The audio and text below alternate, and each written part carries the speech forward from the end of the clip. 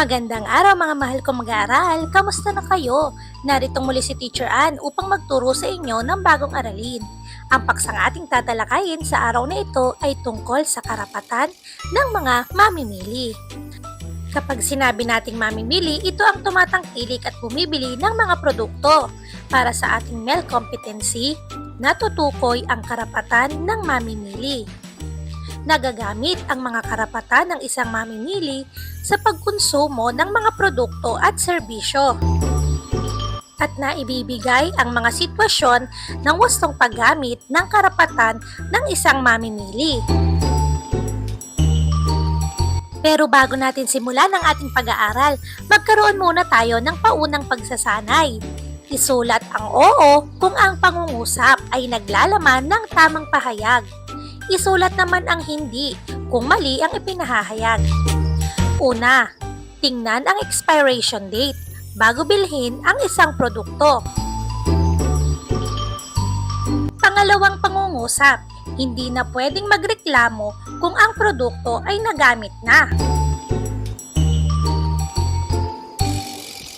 Pangatlo, magreklamo dahil kulang ang sukli na ibinigay sa iyo ng tindera sa palengke. Pang-apat, magpaturo sa tendera kung papaano gamitin ang bagong TV na inyong binili sapagkat hindi nyo alam kung paano ito paganahin. At number 5, hayaan na lamang ang binili na laruan sa palengke na hindi gumagana. Nasagot mo ba ng wasto ang ating gawain? Kung oo, tara na at ating pag-aralan ang ating aralin para sa araw na ito tungkol sa karapatan ng mamimili. Sa dami ng maaaring mabili sa pamilihan, nararapat na tayo ay maging matalino sa pagpili ng mga produkto at serbisyo na ating bibilin sapagkat mahalaga ang bawat sentimo na ating ibinibili dahil hindi naman ito napupulot sa daan lamang at pinaghihirapan. Kaya bilang isang mamimili, dapat tayo ay may kaalaman sa ating mga karapatan upang maiwasan ang mga hindi magagandang karanasan sa ating pamimili. Siyempre, kailangan maging maingat tayo sa pagbili para hindi masayang ang perang ating pinambili at hindi na rin tayo maabala pa. Narito ang mga karapatan ng isang mamimili na dapat mong malaman. Umpisahan natin sa karapatan sa mga pangunahing pangangailangan. Tayo ay may karapatang magkaroon ng sapat na pagkain, pananamit, serbisyong pangkalusugan at edukasyon. Ito ay mga kailangan natin upang tayo ay mabuhay ng maayos at matiwasay. Ang pagkakaroon ng sapat at masustansyang pagkain ay ating kailangan. Gayon din ang mahuhusay at maayos na pananamit, serbisyong pangkalusugan at edukasyon. Ito ay mga kailangan natin nang sa ganon ay makasurvive tayo at mabuhay ng maayos.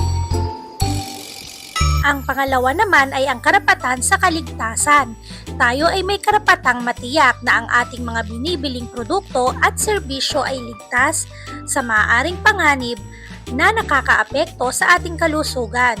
Ugaliing tingnan at nung nilalaman at ang expiration date ng mga produktong bibilhin.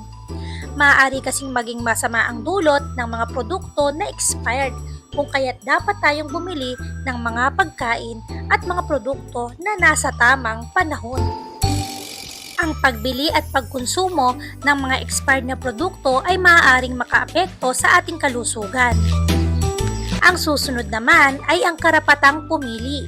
Bilang mamimili, mayroon tayong karapatan na pumili ng produkto at serbisyo na nais nating bilhin na naaayon sa kagustuhan at halaga ng ating budget.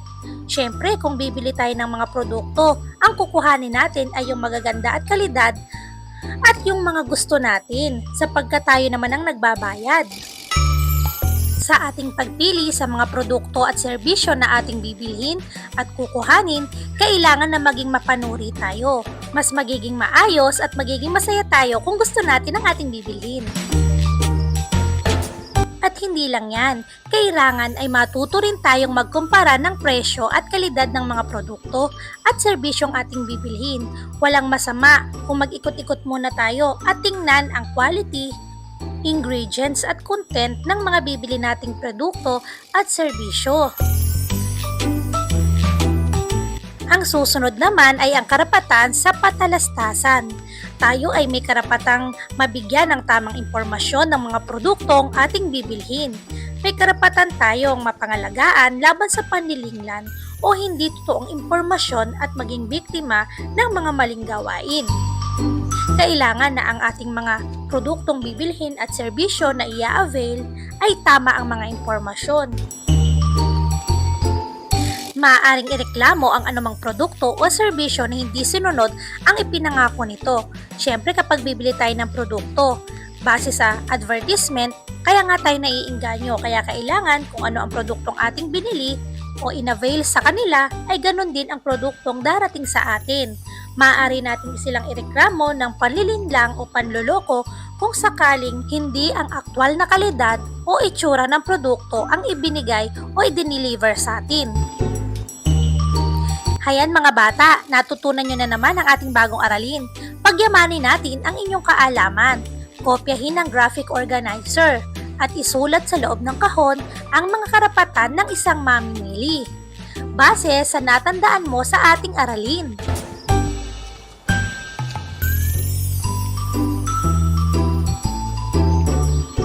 Lagi nating tatandaan mga bata ang mga puntos na ito.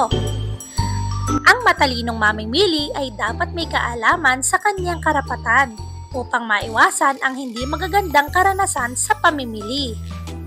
Ang mga karapatan ng mamimili ay karapatan sa pangunahing pangangailangan, karapatan sa kaligtasan, karapatang pumili, karapatan sa palatastasan.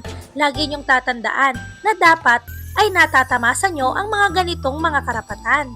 At dito nagtatapos ang ating aralin sa araw na ito. Maraming salamat sa inyong panonood at pakikinig ng aking video.